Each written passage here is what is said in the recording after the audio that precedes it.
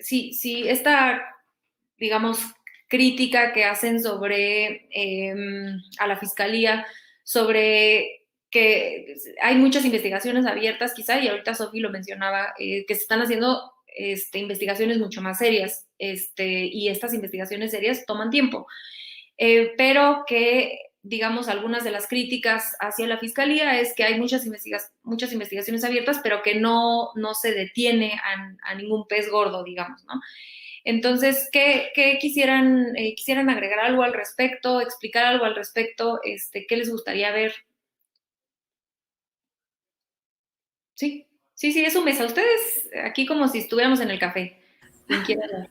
Es que luego siento que atropello a alguien, pero creo que es muy interesante porque, o sea, como tú bien decías, hay muchas investigaciones y se dice que no se están atrapando a los peces gordos, ¿no? Pero creo que también hay algo que hay, pues, muy subsecuente al respecto, que es los peces gordos, obviamente, es decir, las cabecillas tienen más o tenían más elementos para protegerse, ¿no?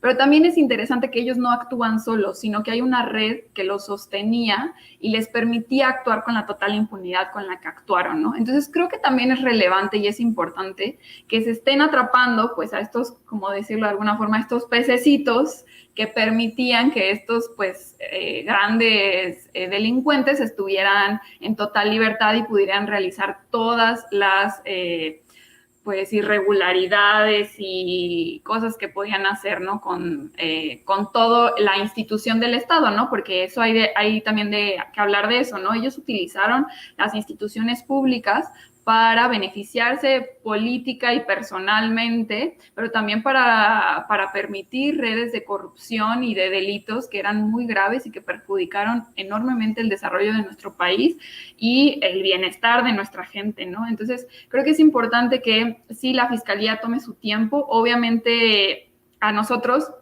como ciudadanos o como ciudadanas nos puedes esperar el hecho de que ya queremos que tengamos justicia, ¿no? Pero también creo que es importante que la Fiscalía pueda hacer estas investigaciones a su tiempo, que las haga cuidadosamente, porque no queremos que terminen, por ejemplo, en más un show mediático que en una realidad de generar justicia, ¿no? Porque al final, dentro de todos estos delitos hay muchísimas víctimas que han estado perjudicadas por el sistema judicial mexicano y que creo que es importante que pues estén recibiendo justicia con investigaciones que sean lo suficientemente serias para sostener estos casos, ¿no? Y para poder sostener también los crímenes que se les imputan, ¿no?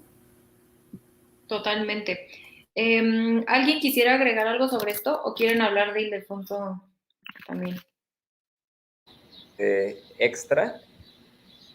Bueno, Sofi mencionaba que, o sea, más allá si son pececitos o peces medianos, peces gordos, o sea, podemos, o sea, creo que cada vez empezamos a ver peces un poco más gordos, ¿no? A todos nos gustaría ver cara a los tiburones, pero pues ahí va, ¿no? O sea, no hay que no hay que darle un cheque en blanco a la fiscalía, ese es su trabajo y hay que seguir empujando. O sea, creo que ese es el papel de un movimiento que busca la justicia, ¿no? Finalmente, o sea, como no conformarnos con lo que se ha hecho, sino seguir empujando. Pero Sofi mencionaba algo bien interesante. Decía que pues finalmente estos peces no actuaron solos, y que estas redes de complicidad, eh, pues se extendían a varias instituciones del Estado, no solamente del gobierno. O sea, podemos hablar un poco de la cercanía entre García Luna y quien fuera juez de la Suprema Corte, ¿no? Medina Mora.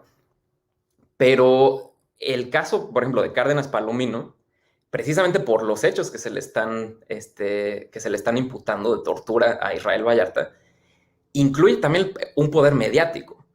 O sea, no olvidemos Claro. que la detención, bueno, que supuesta detención, fue hechiza.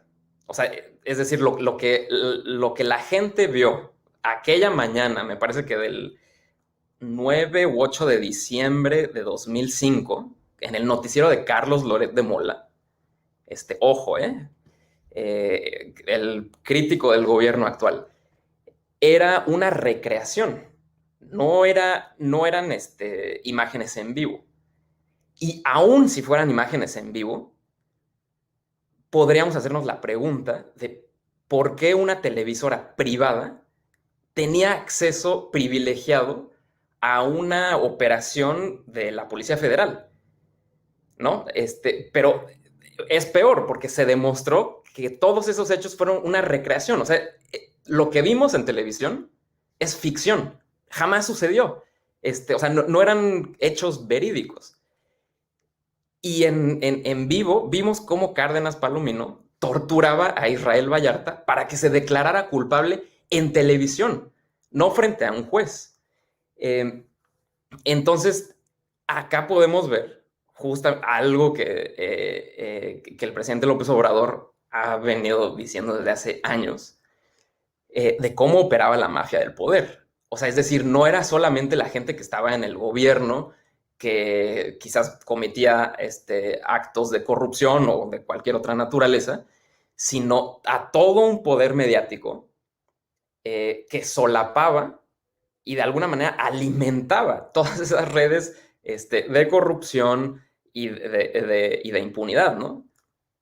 Entonces, o sea, creo que, o sea, por eso yo digo que este caso a mí me parece que va a abrir muchas cosas más, porque no solamente implica como desmontar todas esas redes al interior del gobierno, sino empezar a hablar cómo todo ese sistema fue posible también por intereses económicos, intereses mediáticos. Totalmente. Marta, ¿quisieras agregar algo? Yo también quisiera preguntarles, bueno, primero si quieres agregar algo y tengo otra pregunta más. Sí, claro, en el mismo tenor de los compañeros, ¿no? Comentar el hecho de que sí, bien, la fiscalía, sí hay críticas al respecto de que se están tardando, de que esto y que lo otro, pues precisamente como lo mencionan Juan Pablo y Sofía, ¿no?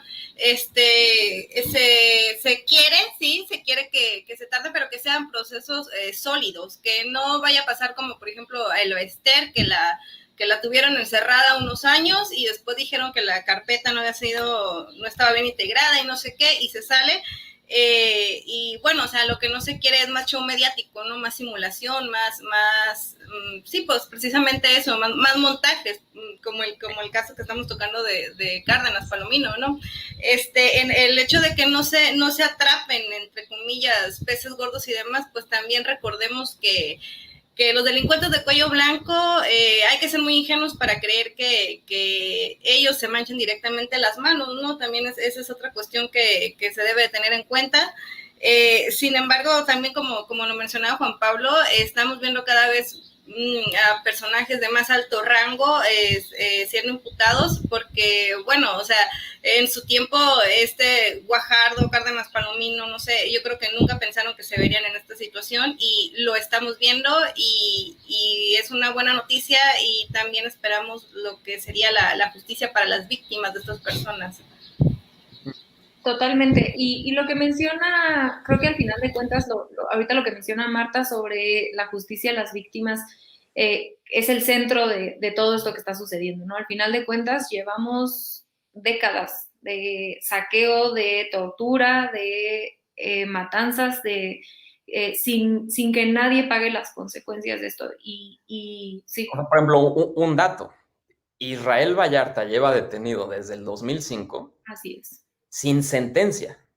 Es decir, es una persona más de decenas de miles en México que están en la cárcel sin una sentencia. Es decir, hay muchísimas personas en la cárcel. Quizás Israel Vallarta se convirtió en un caso paradigmático precisamente por su vinculación sentimental con Florence Cassés, que era ciudadana francesa.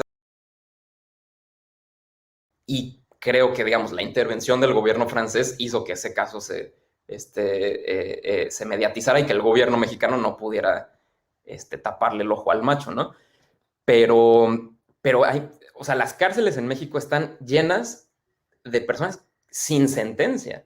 O sea, eso no puede ser en un país que busca la justicia.